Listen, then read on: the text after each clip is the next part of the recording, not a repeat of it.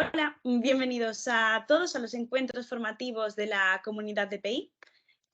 Antes de nada, queríamos disculparnos y disculpar a Juanjo porque la semana pasada no pudo, le fue imposible participar en los encuentros formativos, pero bueno, no sé, supongo que veríais que os enviamos pues unos vídeos, uno del fundador de PI sobre dirección, que la verdad consideramos es en lo que nos basamos nosotros a nivel teoría de cómo se debe dirigir una empresa, y creemos que además está muy bien editado y pensamos que podía ser de valor para todos vosotros. Y después también un vídeo de la temática que se iba a tratar la semana pasada, que era sobre innovación. Pero bueno, eso fue la semana pasada. Para esta semana volvemos a tener a Paco Fortes, que bueno, sí que veo que hay por aquí algunas personas que os estáis incorporando nuevas a los encuentros formativos de DPI, que quizá debería hacer una breve introducción de lo que son para los nuevos. Son pequeñas cápsulas formativas de 20-30 minutos, y después lo que buscamos es que sean participativos. En cualquier momento podéis hacer un comentario por el chat o incluso activaros los micrófonos para hacer cualquier comentario, y al final pues también debatiremos entre todos. Y recordaros que si a lo mejor imaginaos que queréis alguna de estas técnicas de las que va a hablar Paco, incorporarlas en vuestra empresa o no sabéis muy bien cómo hacerlo, pues también están disponibles tutorías. Hay disponibles unas tutorías, entonces nos lo comentáis a cualquier persona del equipo de DPI y os ponemos en contacto con Paco para que podáis hablar sobre este tema. También os enviamos la semana pasada que tenemos en las grabaciones en una lista privada de los encuentros formativos anteriores.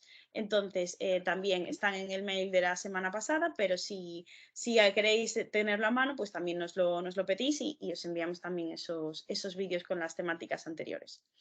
Entonces, nada, esta semana, es decir, ya estuve hablando de cosas de la semana pasada, pero esta semana nos toca hablar sobre técnicas de investigación, tanto en clientes como de competidores. Y para eso tenemos a Paco Fortes, que os lo voy a presentar, a introducir, que bueno, seguramente algunos ya lo habéis visto en anteriores encuentros formativos, pero os lo introduzco. Paco Fortes es doctor en ADE y tiene un largo recorrido como docente en diferentes universidades y centros de negocio. No solo destaca en el ámbito docente, sino que también ha sido director de marketing en la Fundación y actualmente ostenta los cargos de director de marketing de la agencia Anónimo, es socio director de Efecto Van Dijk y consultor de estrategia y marketing. Además, a lo largo de su carrera ha sido galardonado con diversos premios de publicidad, como mejor naming o mejor estrategia de publicidad, entre otros. Entonces, ahora, para no ocupar más su tiempo, Paco, ya te doy paso y os dejo con él, que seguro que os parece muy útil el encuentro de hoy. Muy bien, muchísimas gracias, Fátima. Muchísimas gracias a todos los que estáis ahí, que ya veo que sois varios. No soy capaz de ver los nombres. David, Adrián, Patri, Begoña. Bueno, lo primero voy a empezar a compartir la presentación y voy a compartir la presentación. Fátima, ¿se ve ya, no? Está cargando, pero deberías empezar a ver si da. Sí, porque es pesadita esta presentación.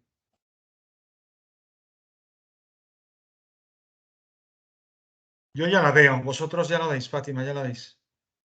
Yo no sé si vosotros por el chat podéis decirnos si la estáis viendo, ¿no? Porque a lo mejor solo me falla a mí, que a veces pasa. Yo sí que la veo. ¿La veis ya? Pues, Vale, también, estupendo. Paco. Muy bien, gracias. Pues nada, vamos a empezar entonces, ¿no? Bueno, vamos a hacer esta sesión que es así, vamos a ajustarnos un poco de tal manera que a las 10 pues hayamos acabado para luego dejar un turno de preguntas. No obstante, si queréis interrumpirme, podéis interrumpirme en la presentación, ¿no? Vamos a ver de todo, vamos a empezar por arriba, vamos a ver con ejemplos estratégicos, luego vamos a ver teoría y luego vamos a acabar con práctica, ¿no? Y voy a intentar trasladaros todo esto pues un poco a cómo se puede hacer en una pyme, porque al final todos somos pymes, ¿no? Y cómo se puede hacer. Bueno, la primera pregunta sería si sirve para algo esto. Bueno, a la vista de todas estas frases que vemos, uno podría dudar que la investigación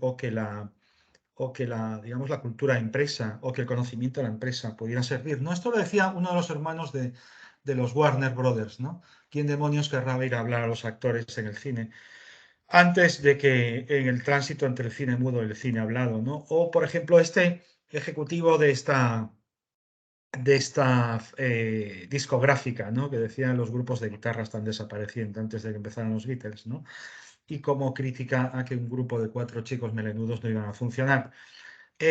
McKinsey es una gran consultora, además es una consultora que es de nivel estratégico, ¿no? Tipo Boston Consulting Group, como ya conocéis.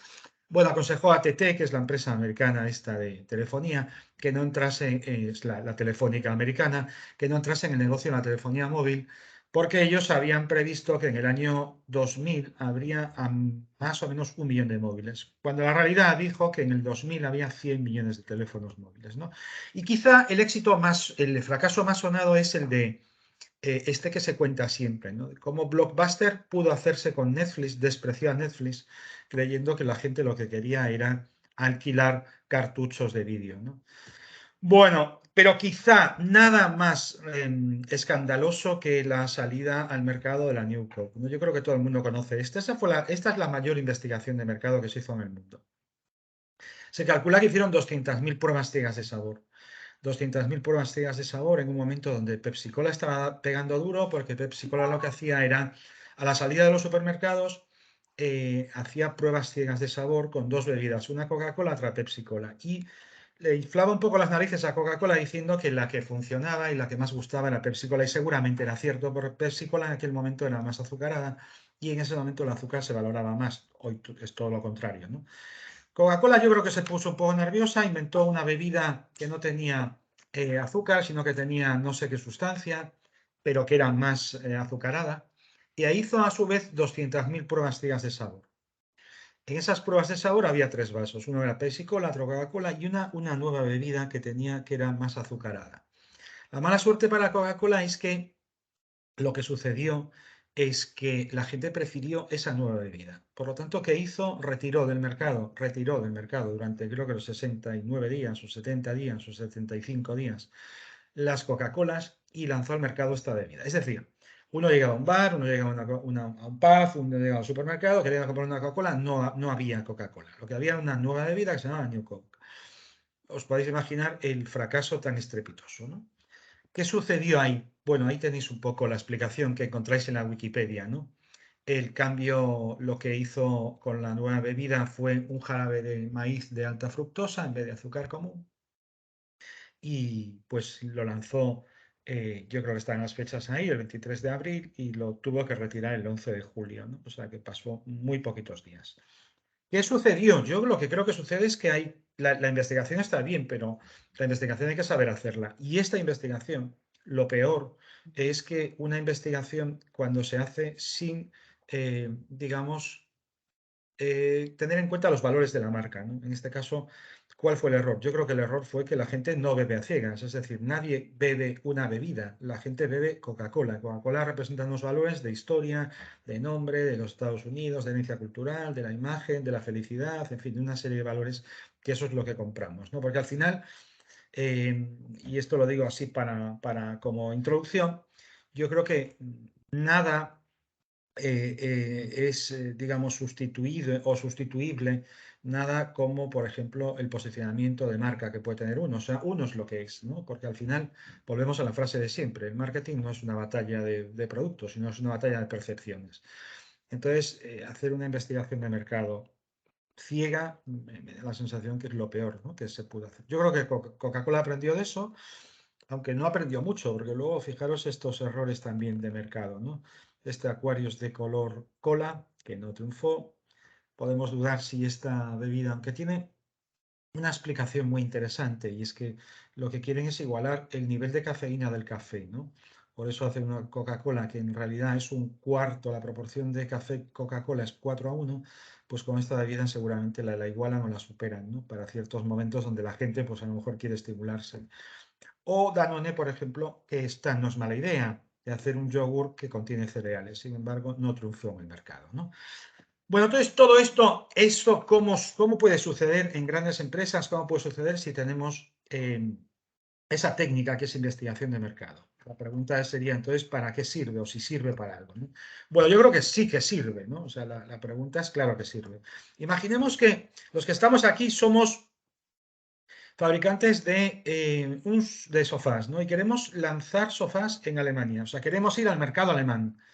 Entonces, yo no sé si alguien se quiere escribir ahí en el chat qué deberíamos saber del mercado alemán para poder lanzar. ¿Alguien se anima? ¿O alguien quiere contar algo?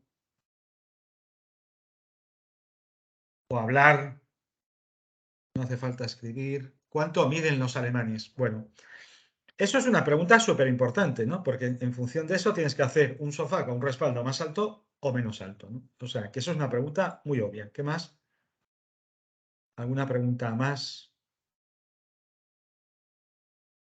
Bueno, a mí se me ocurre, por ejemplo, si los alemanes duermen la siesta en el sofá o no duermen, ¿no? Tamaño medio de las familias, correcto, Isa, ¿no? O sea, el tema sería, pues, en fin, todos se sientan allí a ver la tele, ¿cuántos son? ¿Son dos, son tres, son cuatro? Porque en función de eso haría uno más grande, uno más pequeño, ¿no? Tamaño de los salones, Carlota, es decir, si a lo mejor la costumbre en Alemania es tener unos grandísimos salones, pues a lo mejor el sofá pues puede ser de un tamaño, de una dimensión diferente a la española, ¿no? Que a lo mejor es un poco más pequeño el salón, ¿no? O, no sé lo que había puesto Carlota, que se me fue. Voy a recuperarlo.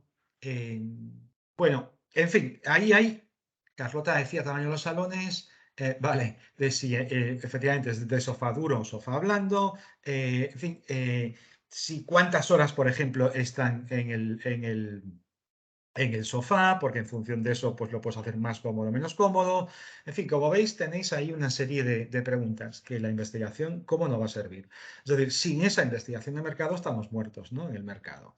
Vale, por lo tanto, yo creo que la investigación siempre sirve, ¿no?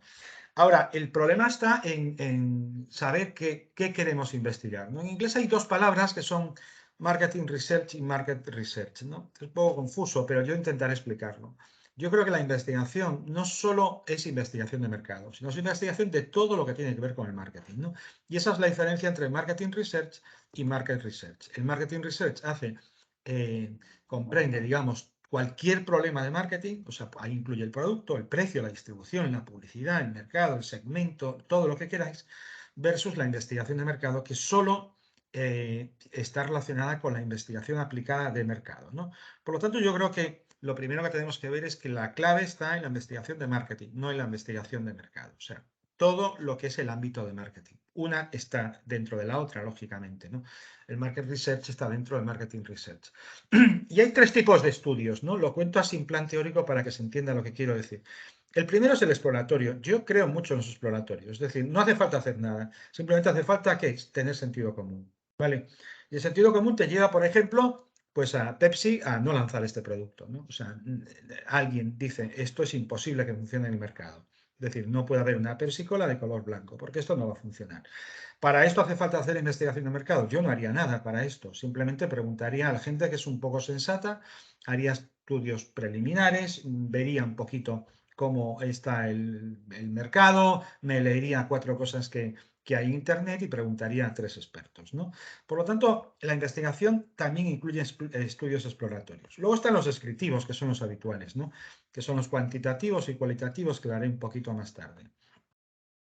Y los cualitativos tampoco hace falta volverse loco, ¿no? Por ejemplo, el nombre de este yogur, que es un yogur rico en calcio, ¿no? Como veis ahí, y que está pensado un poco para el segmento femenino después de la menopausia, pues Densia. ¿Qué hicieron? Pues nada, hablar con 20 expertos de nombres y consiguieron el nombre. Tampoco hace falta volverse loco, ¿no?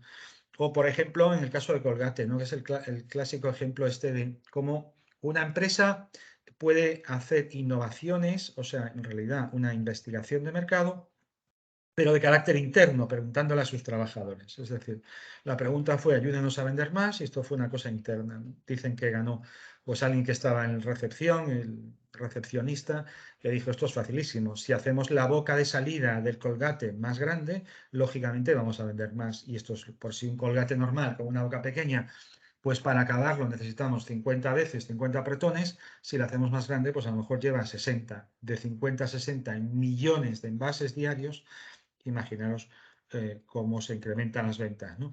Y luego está el último, que son los estudios experimentales, ¿no? Dice, bueno, una vez que ya lo he hecho, pues cómo va a funcionar el mercado, ¿no? Por ejemplo, analizar el efecto del cambio de un envase que vamos a hacer en un perfume o que hemos hecho mejor en un perfume, ¿no? ¿Por qué os cuento esta teoría? Os cuento esta teoría porque al final a lo mejor no hace falta hacer nada, no hace falta volverse loco, hace falta tener sentido común y tener gente cercana que nos ayude. Por lo tanto, creo que la investigación de nosotros, de nuestras pymes, está al alcance de todos, ¿vale? Entonces os contaré un poquito mi experiencia en investigación. Cualitativa, estas son las conocidas, iremos desglosando así alguna, ¿no?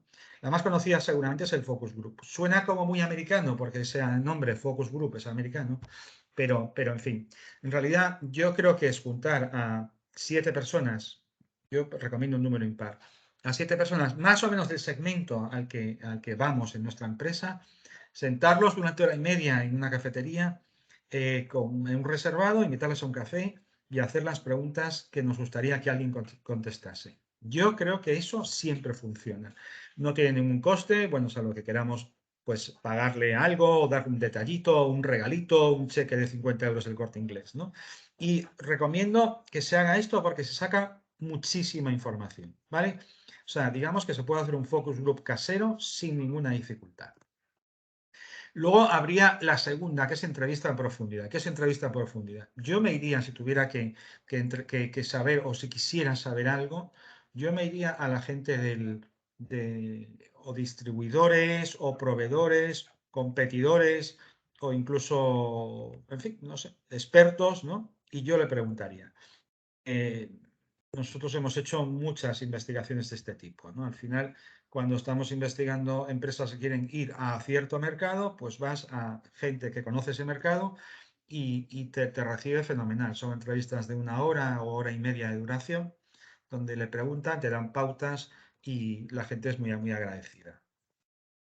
Luego están las técnicas proyectivas que a mí también me gustan mucho, ¿no? Las hacemos, son un poco freudianas, ¿no? Porque proceden de la psicología. Pero si las trasladamos, por ejemplo, podemos decir, identifica, por ejemplo, cada marca con un animal, ¿no? Pues, ¿qué le viene a la cabeza cuando ve un Audi o un BMW o un Mercedes? Esto que puede sonar raro, en realidad, por ejemplo, lo utilizamos alguna vez en marketing político, ¿no? En marketing político, el tema de preguntarle a alguien a quién va a votar es imposible porque la gente miente y con razón, además, ya me está un poco, es una pregunta impertinente, pero sí que puedes jugar con técnicas proyectivas, ¿no? En una ocasión, pues en un ayuntamiento muy conocido, lo que hicimos eran 4 candidatos con posibilidades, lo que hacíamos en los 4 candidatos, los intentábamos que la gente nos identificarse con vino blanco, vino tinto, vino Don Simón y vino y sangría, ¿no? Bueno, si tu candidato era sangría, estabas muerto, ¿no? Lo mismo con asociaciones de otoño, primavera, verano, invierno, ¿no? Si tu candidato era invierno, pues estabas muerto, ¿no? Entonces, a partir de ahí se sacaban muchos valores, ¿no? Pues lo mismo, si pues identifican tu marca con un animalito pequeñito, pues efectivamente, o por ejemplo Volvo lo identifica con un hipopótamo, como mucha gente lo identifica porque es algo muy forzudo, pues esos son los valores que tiene, ¿no? O sea que a partir de ahí sacas mucha información que está dentro, ¿no? O por ejemplo esto, ¿no? Siempre decimos si, cuando hablamos de buyer persona, ¿no? El buyer persona que es resumir un arquetipo de un segmento. Es decir, por ejemplo, si yo os digo, si el Corte Inglés fuera una persona, ¿cómo sería? ¿Sería hombre o mujer? Pues seguramente sería mujer. ¿Cuántos años tiene? Pues a lo mejor tiene 58 años, vale. Pues esto es lo mismo, ¿no? Si Coren fuera una persona, ¿con quién iría a una fiesta? Entonces, ¿cómo se vestiría? ¿Iría elegante? ¿Iría de sport? ¿Iría con vaqueros? ¿Iría con boina? ¿Sin boina? ¿Qué bebería? ¿Bebería una cerveza a morro? ¿Bebería un cóctel de champán? En fin, todo esto te da mucha información, ¿no? Por ejemplo, aquí, ¿no? Si quieres ver un poco asociaciones para este coche, pues es simplemente meter quién crees que podría comprar este coche, ¿no? Y tienes mucha información. Es decir, esto es muy facilito de hacer y lo podéis hacer con gente muy próxima a vosotros, con clientes, con cuasi clientes, con empleados, con familiares de empleados, en fin, con mucha gente, ¿no? Y luego la última cualitativa es la observación. La observación es ver, ¿no? Esto es ideal para los niños. A los niños no puedes preguntarle cosas, porque los niños no, un niño de 2 años, de 3 años, no tiene opinión, ¿no? Pero para que si quieres saber qué pasa ahí, pues tienes que observar. Y observar está muy bien, ¿no? Observar significa que, por ejemplo, aquí, yo creo que esto lo puedo decir, Sogama, por ejemplo, identifica 2 o 3 meses antes las crisis, porque Sogama tiene una curva, si vais allí, pues allí te enseñan que las curvas de basura, ¿no? Pues llega un momento en que van bajando. ¿Por qué? Porque en un momento de crisis la gente compra menos y tira menos, ¿no? El comprar menos significa tirar menos y además comprar menos también significa aprovechar más, ¿no? Entonces ahí identifica perfectamente. Esta técnica que se llama basurología, que se creó en la Universidad de Arizona, pues sirve para todo, para identificar perfiles de consumidores, de productos, de marcas, tamaños de consumidores, etc. Yo recomiendo leer este artículo que tengo aquí y que os traje, que es de la Bodega Galicia el año pasado, que es como es meterlo, Bodega Galicia, vuelca fácil Calvo, ya os sale, si no lo pincháis aquí, ¿no? Es como Calvo ha identificado sin apenas, bueno, con la inversión es de 30 millones de euros, pero yo creo que esa inversión incluye todo, ¿no? Pero cómo alguien ve cómo se comporta el consumidor a la hora de abrir una lata de atún convencional, ¿no? Pues mucho aceite, te salpicas, es difícil de abrir, te puedes poner perdido, no sale, tienes que arrastrarlo con un cuchillo o con un tenedor para que salga todo. En fin, cómo de eso se pasa a esto simplemente por observación, con más técnica y con más dinero, ¿no? Pero simplemente con incluso el fundador de Calvo decía que él se inspiró en el pack de 3 latas viendo el pack de 6 latas de cerveza, ¿no? O sea, cómo se pueden agrupar productos. Por lo tanto, la observación me parece clave. Vale, esas serían un poco las cualitativas. ¿Y las cuantitativas? ¿Qué es una cuantitativa? Una cuantitativa es una encuesta. ¿Cuál es la clave de una encuesta? La clave de una encuesta es hacer, ya da igual, preguntas abiertas o cerradas. Yo creo más que las preguntas abiertas son para la cualitativa y las cerradas son para la cuantitativa. Las hagamos como las hagamos dicotómicas, las hagamos de 3 respuestas, las hagamos de escala de 1 a 5, escala semántica, lo que queramos. Creo que es mejor en la cuantitativa, en la cerrada, porque es mejor procesarla, pero hay una cosa que es clave, que es la importancia de las preguntas, ¿no?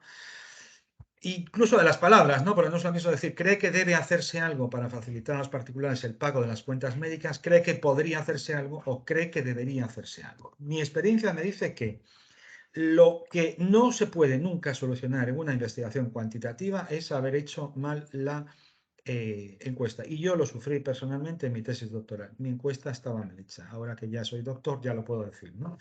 Pero sufrí mucho porque había hecho una mala encuesta. Una mala encuesta que los resultados me entraban en bucle y no podía. Entonces, lo que no podía es volver a hacer las 150 encuestas que hice, ¿no? Entonces, por eso siempre creo que la clave está en darle 7 vueltas a las preguntas que queramos hacer, ¿no? Entonces, aquí os traigo, y ya con esto acabamos la presentación y empezamos el turno de preguntas, os traigo, creo que son 9 ejemplos, ¿no? Para que veáis esto. Y aquí tengo que abrir y preguntaros, ¿creéis que esta pregunta está bien hecha o no? Sí, insisto mucho porque me da la sensación que la clave de las buenas de las presentaciones está en hacer una buena presentación, ¿no? Bueno, ahí se disparó. ¿Lo veis? Ahora no os veo yo. Eh, Vamos a volver. Se me ve, ¿no, Fátima? ¿Se me fue la presentación? Yo tengo un error y no te la he visto en todo el tiempo, pero el resto de gente sí que la ve. Vale, Ponedle por el chat a ver si lo veis o no. Sí, por mi parte sí que se ve, Paco, perfectamente. vale, gracias.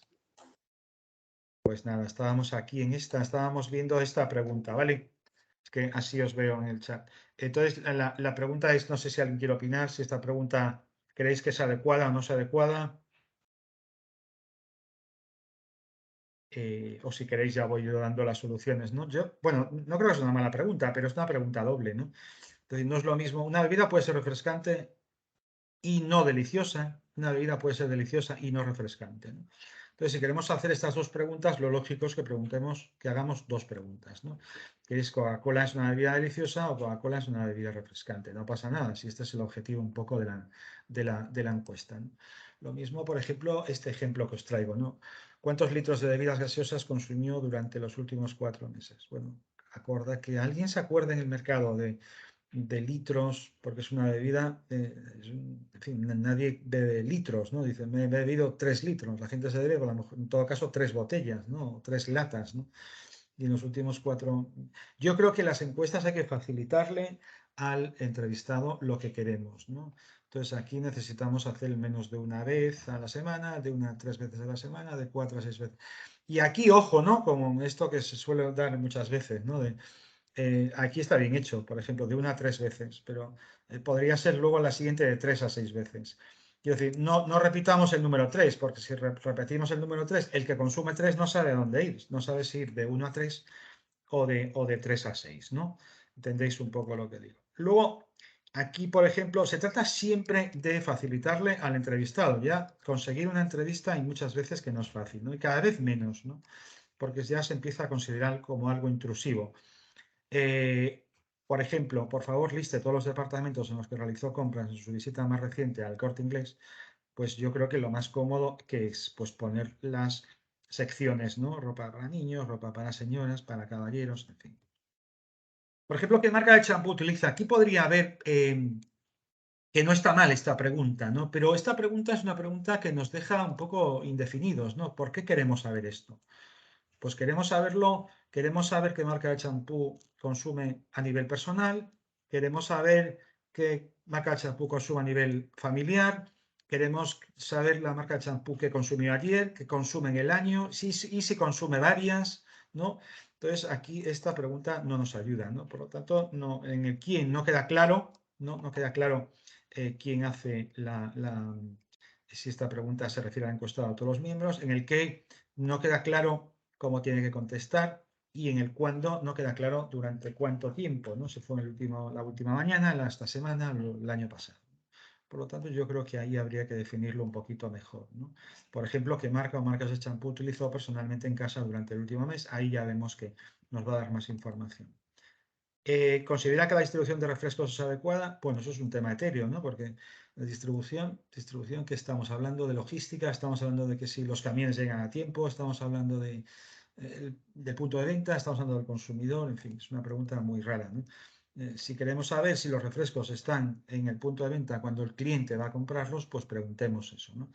Estos detalles que veis que parecen a lo mejor como muy nimios o parecen menores, yo insisto, por mi experiencia, me parecen súper importantes. De tal manera que yo nunca haría una encuesta sin haber hecho 10 encuestas antes, 10 encuestas tipo, 10 encuestas prueba, test, ¿no? Para probar si eso funciona bien, si corre bien a la hora de procesarlo, incluso las procesaría para ver resultados, ¿no? Por ejemplo, a lo largo de un mes normal, ¿con qué frecuencia compra en un supermercado?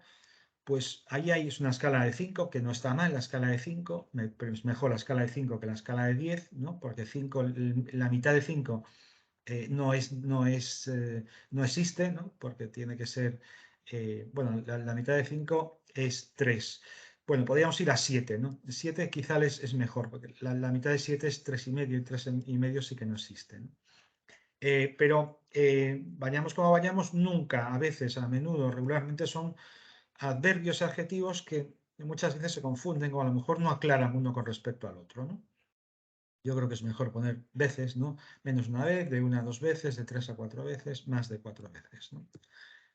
Aquí, por ejemplo, el séptimo ejemplo que os pongo es considerar que los españoles deben comprar coches importados cuando esto deja sin empleo a sus compatriotas. Bueno, esto si lo que estás haciendo en una pregunta es dando la respuesta, pues es una pregunta que no te va a añadir, ¿no? Por lo tanto, no hagamos preguntas que ya contienen la condición de la propia respuesta, ¿no? Si queremos saber si los españoles compran coches importados, preguntemos eso.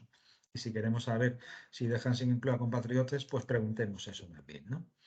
La pregunta 8 sería, el ejemplo 8 sería, ¿le gusta volar cuando viaja a distancias cortas? Bueno, aquí habría varios problemas, ¿no? Yo veo problema que es, ¿qué es distancia corta? Entonces hay que definirlo, pues distancia corta. O sea, hay conceptos como mucho o poco que no existen, porque lo que es mucho para mí, a lo mejor es poco para vosotros, ¿no? Y le gusta volar. Bueno, básicamente yo creo que aquí el problema está en distancia corta, ¿no? O a lo mejor se puede dar una alternativa, ¿no? Le gusta volar cuando viaja a distancias cortas o prefiere conducir, ¿no? Esto quizás nos aporte más. Y por último, y con esto ya acabamos, pues es un poco lo que decimos. ¿Cuántos cafés toma al día? No está mal, 1 entre 2 y 10 y más de 10. No está mal, es una buena, te da 3 alternativas, pero... En fin, lo normal es que haya gente que no tome más de 10 nunca, ¿no? y el que toma, lo normal a lo mejor es tomar 3, y el que toma 3 tiene que estar en un baremo entre 2 y 10, ¿no? Por lo tanto, hagamos fácil la vida del entrevistado, y a lo mejor es más cómodo poner ninguno, 1, de 2 a 3, 4 a 5 y más de 5, ¿no? Vale, entonces esto es un poco lo que quería transmitiros, ¿no? Volé así un poquito por encima, en el sentido que quería pues un poco abarcar todo y dar mi impresión pues de cómo se puede, digamos, hacer una investigación de mercado casera, ¿no? Sin recurrir a grandes estudios o a grandes empresas que nos van a cobrar 10.000 euros por cada uno de los estudios, por el quali y por el quanti, ¿no? O sea que yo creo que la investigación de mercado está en nuestra mano, está cerca de nosotros, y luego otra cosa es que queramos pedir ayuda a profesionales para algún tema, para algo concreto, ¿no? Pero en fin, esto es un poquito lo que os quería transmitir. Fátima, o sea que si quieres abrimos el turno de preguntas o de... Sí. Nada, antes de nada, bueno, podéis dejar vuestras dudas en el chat o cualquier comentario que queráis hacer, pues os activáis directamente el micrófono sin ningún problema, que queremos que esta parte final pues que sea participativa. Y nada, quería agradecerte, Paco, que creo que la verdad que han sido todo casos muy, muy interesantes y que nos pueden servir a todos de inspiración, sobre todo esta parte de cuestionarios, que parece que ahora con el Google Forms que todo el mundo pues nos lanzamos a hacer cuestionarios para todo, y que a lo mejor sí que hay que pararse a pensar un poco más las preguntas y estas cosas que nos has dicho para de verdad conseguir respuestas de valor. Entonces, nada, adelante, si os animáis a dejar alguna pregunta, comentario, activar micros, este es el momento.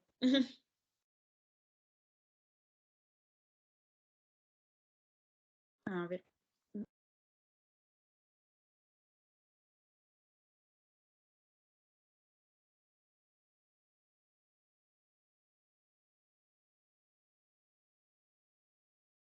Hola, buenas.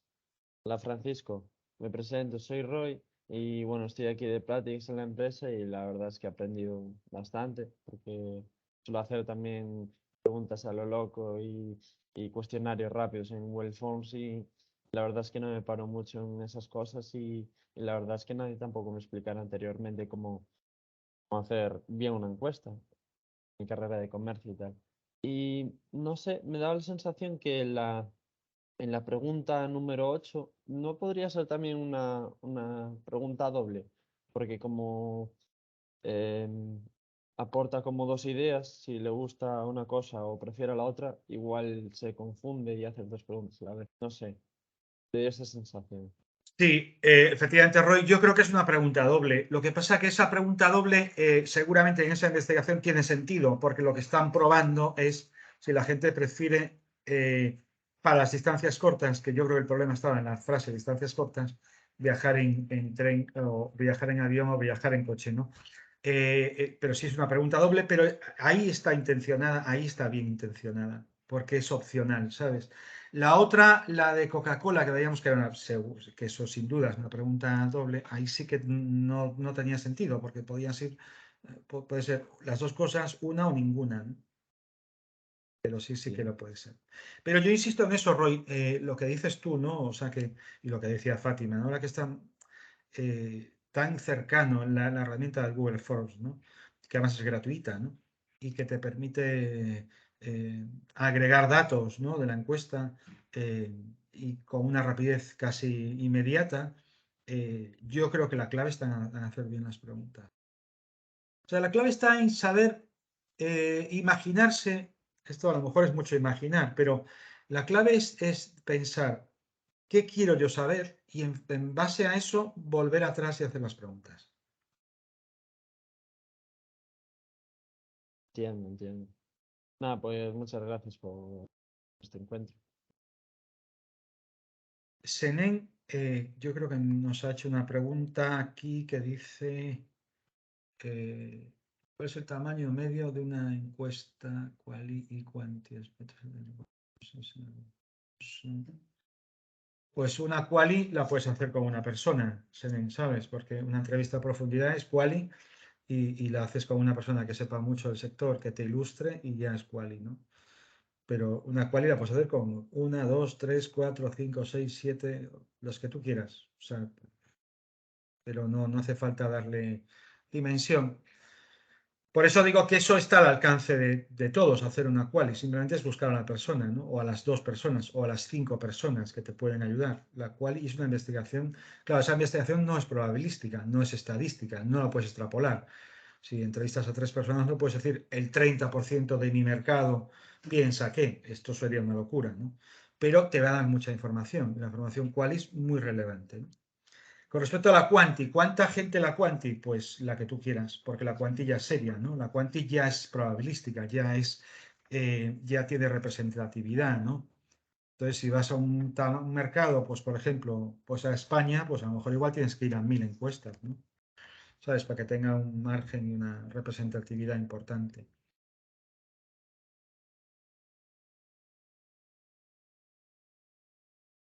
Está pensado en el número de preguntas, duración. Yo haría pocas preguntas siempre en una encuesta, porque al final lo que queremos saber, tampoco queremos saber tanto, ¿no? Porque hay mucha información que lo podemos obtener de fuentes secundarias que están en el mercado. Entonces queremos saber seguramente 4 cosas, 5 cosas. Yo haría encuestas, las preguntas no las haría de más de 20 de 20 palabras, perdón. O sea, las preguntas tienen que ser clarísimas, porque si es de más de 20 palabras, al final el que te escucha está perdido. Con respecto a las preguntas, yo haría una duración de 10 minutos, no más de 10 minutos. Y luego yo no las preguntas de tipo personal, esto es una opinión mía, yo las pondría siempre al final, no las pondría al principio. A mí se me empieza preguntando cuánto gano, cuántos años tengo, tal, ya me empiezan a, ¿sabes? Yo ya digo, pongo a la cara. Ahora, si quieres que te conteste a eso, gáname la entrevista. Pregúntame cosas interesantes y a lo mejor luego al final te digo cuánto gano y cuántos años tengo, ¿no? Pero no me preguntes, no empieces por ahí, porque en fin, la gente no está dispuesta a dar información por dar información, ¿no?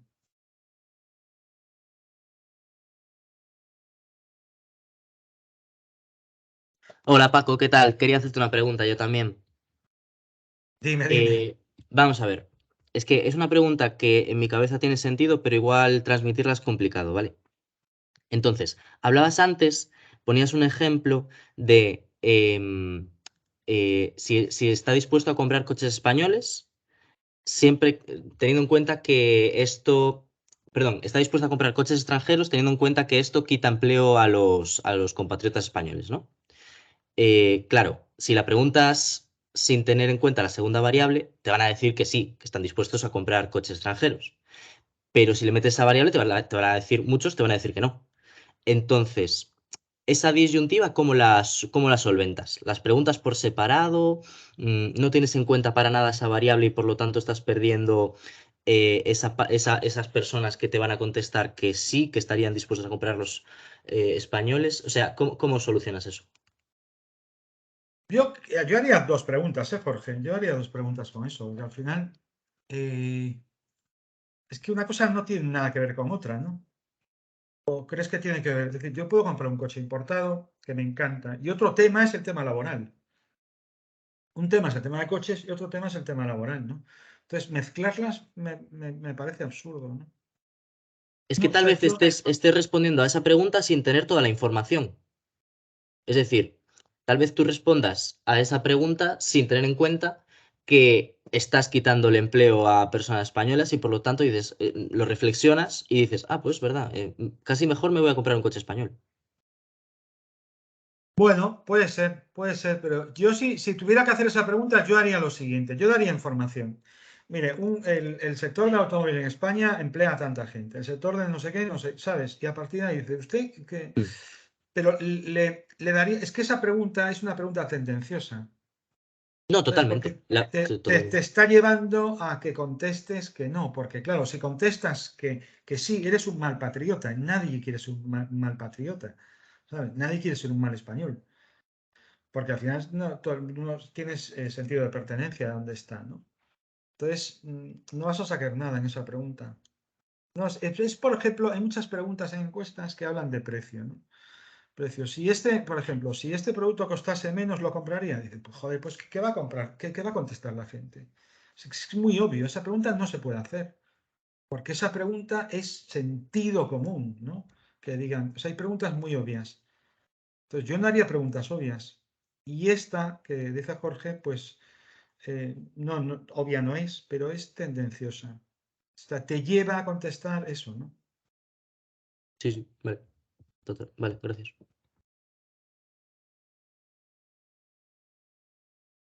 Vale.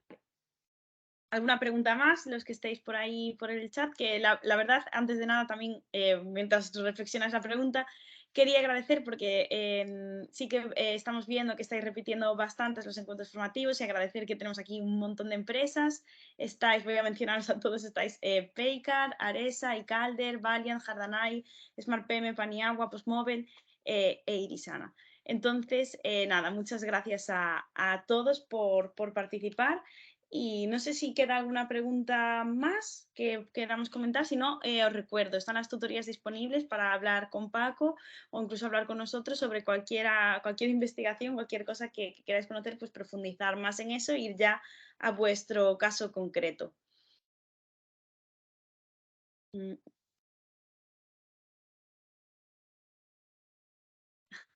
Vale, dice Selena, a partir de agora vou a ver as enquisas con outros ollos. Moitas gracias. Sí, yo creo que lo de las encuestas, Paco, que ha llegado mucho, que ha habido aquí muchas preguntas sobre esto y sí que es verdad que hay que pensárselas mucho. Vale, pues entonces vamos a dar por finalizado el encuentro formativo de hoy. Cualquier cosa, eso, que os quedéis cuando después nos lo decís.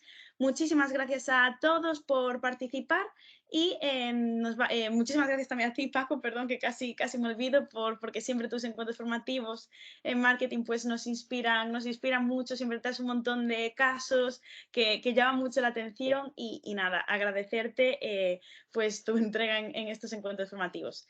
Y nada, gracias a todos por estar aquí, por vuestras preguntas y nos vemos en los encuentros formativos de la semana que viene. Gracias, chao. Buen día a todos.